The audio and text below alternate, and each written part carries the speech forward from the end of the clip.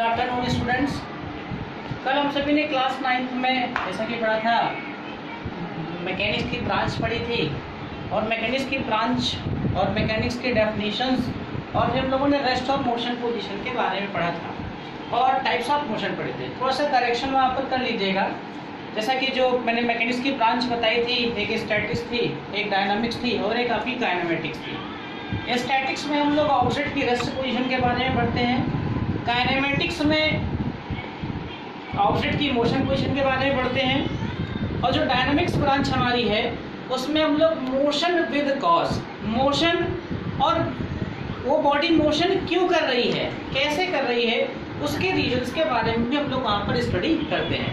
आगे हम लोग पढ़ते हैं जैसे एक यूनिफॉर्म मोशन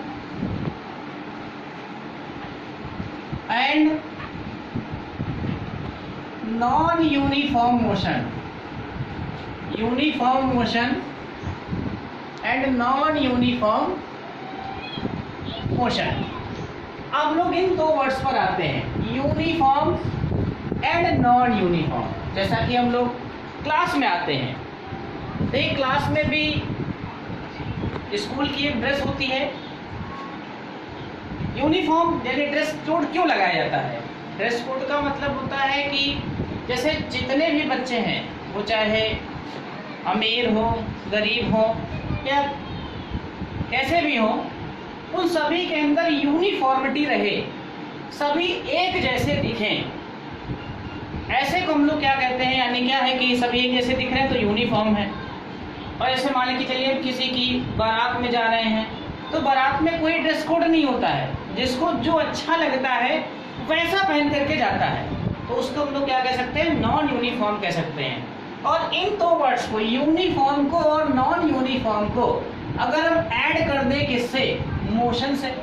मोशन का मतलब हम लोगों ने पढ़ा था कि change in position, change in position यानी ऑब्जेक्ट की अगर पोजीशन चेंज हो रही है सराउंडिंग के रेस्पेक्ट में, टाइम के रेस्पेक्ट में, तो ऑब्जेक्ट हमारा क्या कर रहा है, बॉडी हमारी क्या कर रही है, मोशन कर रही है। यानी अगर यूनिफॉर्म मोशन की बात करें, यूनिफॉर्म मोशन कब होगा, अगर कोई भी बॉडी इक्वल चेंज करती है पोजीशन में in equal intervals of time, तो ऐसे मोशन को हम लोग क्या कहेंगे, यूनिफॉर्म मोशन कहेंगे। यानी यूनिफॉर्म मोशन की डेफिनेशन क्या हो गई कि an object is said to be in uniform motion when it covers equal distance in equal intervals of time। तो ऐसे मोशन को हम लोग क्या कहेंगे, यूनिफॉर्म मोशन कहेंगे। जस्ट इसी के अपोजिट नॉन यूनिफॉर्म मोशन क्या है कि an object is said to be in non uniform motion when it does not cover equal distance in equal intervals of time or unequal distance in equal intervals of time. तो ऐसे motion को हम लोग क्या कहेंगे, non uniform motion कहेंगे। तो ये टाइप्स ऑफ मोशन आपके हो गए। बाकी और भी जैसे रेक्टिलिनियर मोशन है, सर्कुलर मोशन है। तो रेक्टिलिनियर मोशन क्या है, जैसे कि हम लोग पीछे भी डिस्कस किया था कि अगर कोई भी ऑब्जेक्ट किसी लाइन के अलाउंग मोशन कर रहा है तो हमारा क्या है, रेक्टिलिनियर मोशन होगा। नॉन लीनियर मोशन क्या है कि अगर कर्व्ड पाथ पर मोशन करता है तो नॉन लीनियर मोशन होगा।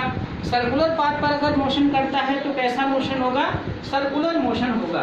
यहाँ पर क्लास 9th में अब मोस्ट इम्पॉर्टेंट टॉपिक की ओर हम बढ़ते हैं, जो कि दो वर्ड यहाँ पर स्टार्टिंग आपका यहाँ से होता है। एक वर्ड है आपका क्या, डिस्टेंस, दूसरा हमारा क्या है, डिस्प्लेसमेंट, डिस्टेंस एंड डिस्प्लेसमेंट। अब डिस्टेंस और डिस्प्लेसमेंट को हम डिफाइन करते हैं। इसके लिए फॉर एग्जांपल हम एक लेते हैं, सपोज कर लीजिए कि एक पॉइंट ये ए है, यहाँ ये पॉइंट क्या है, ये बी है और ये पॉइंट क्या है, सी है। अब ए से सी हमें जाना है, तो ए से सी जाने के देखिए पाथ कितने हैं। फर्स्ट पाथ तो ये है कि पहले हम ए से बी आए, फिर बी से कहाँ जाएं, सी जाएं। और एक बात ये हो सकता है कि हम ए से कहाँ चले आए, सी चले आए। देखिए डिस्टेंस का मतलब क्या है कि जो रास्ता हमें पसंद हो, जिससे हम जाना पसंद करें, यानी actual path covered by the body, actual path covered by the body वो हमारी क्या है, डिस्टेंस है। लेकिन दो पॉइंट के बीच की जो शॉर्टेस्ट डिस्टेंस है, मतलब कि शॉर्टेस्ट डिस्टेंस कह सकते हैं, यानी डिस्टेंस हमारी क्या है, लॉन्गेस्ट पाथ है, और डिस्प्लेसमेंट हमारा क्या है, शॉर्टेस्ट पाथ है। As A B plus B C, ये यहाँ पर किसको रिप्रेजेंट करेगा, डिस्टेंस को, और ए सी किसको रिप्रेजेंट करेगा, डिस्प्लेसमेंट को। ऐसे बहुत सारे एग्जांपल्स हम ले सकते हैं, जैसे कि मान के चलिए कि हमें मान के चलिए कि टांडा से लखनऊ जाना हो, तो टांडा से लखनऊ जाने के बहुत सारे रास्ते हो सकते हैं, लेकिन टांडा से लखनऊ के बीच का शॉर्टेस्ट पाथ सिर्फ और सिर्फ क्या होगा, एक ही होगा। जो शॉर्टेस्ट पाथ है दो पॉइंट के बीच का, वो हमारा क्या है, डिस्प्लेसमेंट है। और जो लॉन्गेस्ट पाथ है, लॉन्गेस्ट पाथ कई हो सकते हैं, वो हमारा क्या है, डिस्टेंस है। डिस्टेंस में कहीं पर भी डायरेक्शन का इन्वॉल्वमेंट नहीं है, और डिस्प्लेसमेंट में डायरेक्शन हमारी क्या है, इन्वॉल्व है। अब डिस्टेंस की डेफिनेशन हम क्या लिखेंगे, तो डिस्टेंस हमारी क्या है, the actual path covered by a body between initial and final position is known as distance. It is a scalar quantity and the SI unit of distance is metre. In CGS system क्या हो जाएगी, centimetre. Displacement भी हमारी क्या है, distance ही है, लेकिन वो कैसा पाथ है, शॉर्टेस्ट पाथ है, और यहाँ पे डायरेक्शन हमारी क्या है, इन्वॉल्व है। तो डिस्प्लेसमेंट क्या है, the shortest path covered by a body between initial and final position is known as displacement. अब यहाँ पे देखिए दो वर्ड्स हमारे बढ़ गए, एक क्या है, स्केलर, और सेकंड हमारा क्या है, वेक्टर। अब स्केलर क्वांटिटी कौन सी होती है और वेक्टर क्वांटिटी कौन सी होती है। स्केलर क्वांटिटियाँ देखिए क्या है, ऐसी क्वांटिटीज जिनको रिप्रेजेंट करने के लिए सिर्फ मैग्नीट्यूड नेसेसरी हो, डायरेक्शन नेसेसरी ना हो, यानी डायरेक्शन का कोई भी इन्वॉल्वमेंट ना हो। यानी कह सकते हैं कि those quantities which having only magnitude but not direction is known as scalar quantity. Scalar quantities जो भी होती हैं वो ऑलवेज क्या होंगी, पॉजिटिव ही होंगी, और जीरो नहीं हो सकती हैं। दूसरी हमारी क्या है, वेक्टर क्वांटिटी।